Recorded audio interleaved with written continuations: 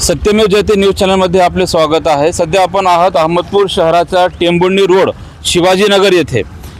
या ठिकाणी आपलं एक मेन रोड आहे जे गावातून अहमदपूर शहरातून टेंभुर्णीकडे जाते आणि या ठिकाणी खूप काही खेडे लागतात।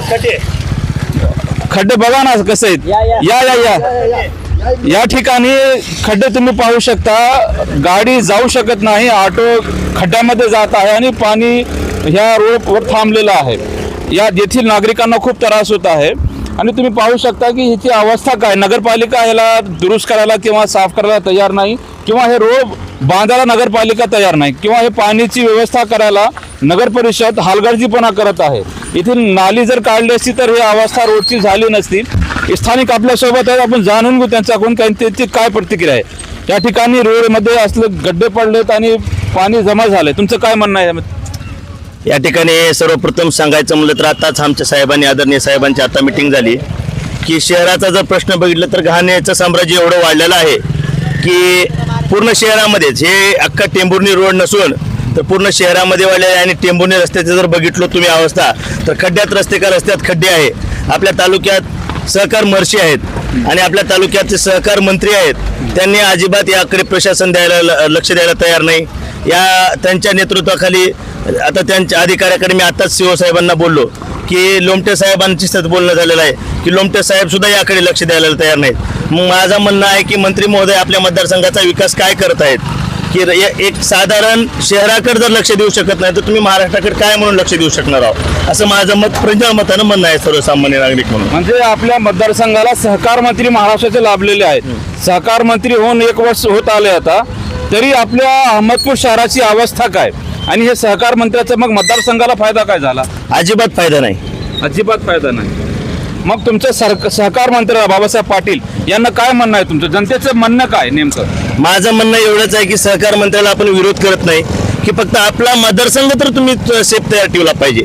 मतदारसंघाची जर ही अवस्था असेल तर महाराष्ट्राची काय अवस्था आहे त्याच्यावर आपल्याला कळते। मतदारसंघाची जर ही अवस्था असेल, अहमदपूर जे मतदारसंघ आमदार बाबासाहेब पाटील यांचा आहे, तेव्हा इथले आमदार आहेत आणि महाराष्ट्र सहकार मंत्री आहेत, त्यांच्या मतदारसंघाची जर अवस्था असेल तर महाराष्ट्राची कसं असली पाहिजे हे यांचं म्हणणं आहे। आपल्यासोबत अजून नागरिक आहेत स्थानिक, तुमचं म्हणणं काय काका?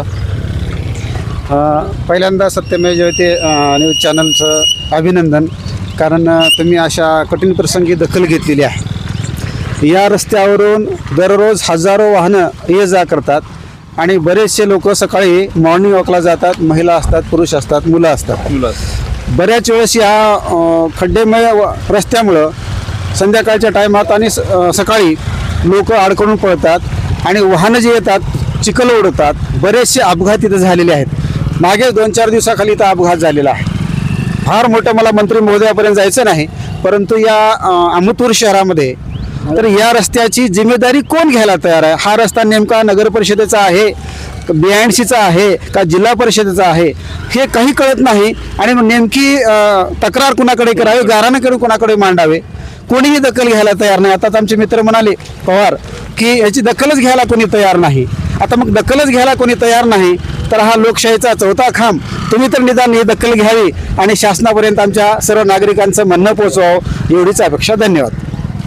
तो एक प्रश्न आहे की तुम्ही सीओ साहेबाला किंवा नगरपालिकेला तक्रार दिली आहे का याबद्दल? दिलेली आहे, लेखी दिलेली आहे। म्हणजे लेखी देऊन सुद्धा कुठलीच कारवाई होत नाही आहे। म्हणजे थातूर मातूर या रोडची डागडुजी ही थातूर मातूर केली जाते आणि 4-8 दिवसामध्ये शेजारी पाजारी आपल्या सोयीनुसार आपल्या घरासमोरचे रस्ते तयार करून घेतात आणि रस्त्यावर पाणी सोडतात। या टेंभुर्णी रोडची पाण्याच्या टाकीपासून कॉलेजपासून हे बघा अवस्था टेपू निघत नाही ही कॉलेजपासून जवळजवळ उड्डाणपुलापर्यंत या रस्त्यांची दुरावस्था झालेली आहे।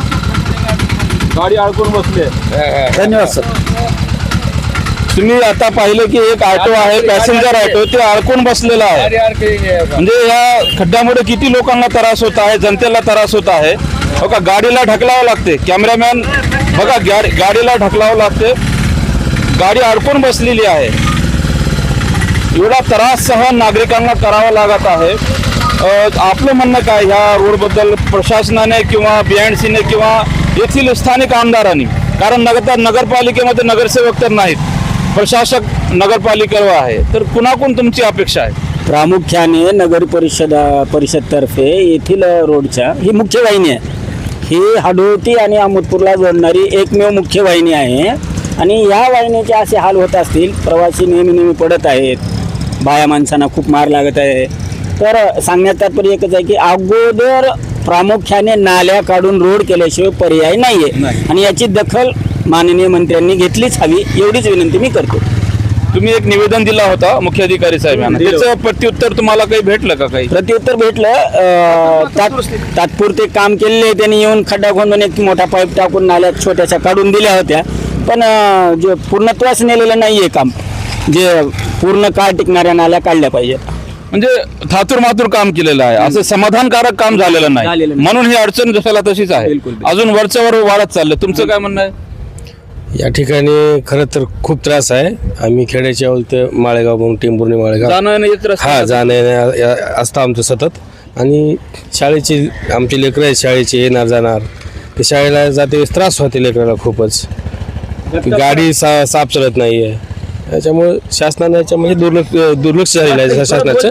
तरी पण शासनानं याची गंभीर दखल घेऊन त्या ठिकाणी काहीतर पर्यायी व्यवस्था काही केली पाहिजे. पर्यायी नसून कायमस्वरूपी व्यवस्था या ठिकाणी झालेली असेल तर या ठिकाणी या सर्व येणार जाणाऱ्या लोकांचं समाधान होईल, नागरिकांचं समाधान होईल. मुलं बाळ पडणार नाही. हा, जसं तुम्ही पाहिला की मुख्याधिकारी साहेब CEO आपले नगर परिषद त्यांनी दखल घेतली पाहिजे. जर त्यांचा निधीमधून हा रोडचा काम नसेल, ह्याच्या अगोदर थातूर मातूर काम नगरपालिकेनेच केलं होतं का? हो, नगरपालिकेनेच झालेलं आहे, नगरपालिकेतर्फेच झालेलं आहे. मग हे रोड नगरपालिकेमध्येच येतील ना? ऍक्च्युली BNCचं काम आहे. बियाणचं काम आहे. ऍक्च्युली रोड मोठा जो रोड आहे हा BNCचा आहे, पण नगरपालिके थ्रू याचं काम झालेलं होतं. आमचं म्हणणं असं आहे की BNCने हे काम हातात घेऊन पूर्ण सिमेंट रोड करून बाजूला नाल्या केल्या पाहिजेत. ज्या कुणा डिपार्टमेंटमध्ये हा रोड येत आहे त्या डिपार्टमेंटला सत्यमेव जयते न्यूज चॅनलच्या माध्यमातून व्हिडिओची विनंती की येथील नागरिक खूप त्रस्त आहेत.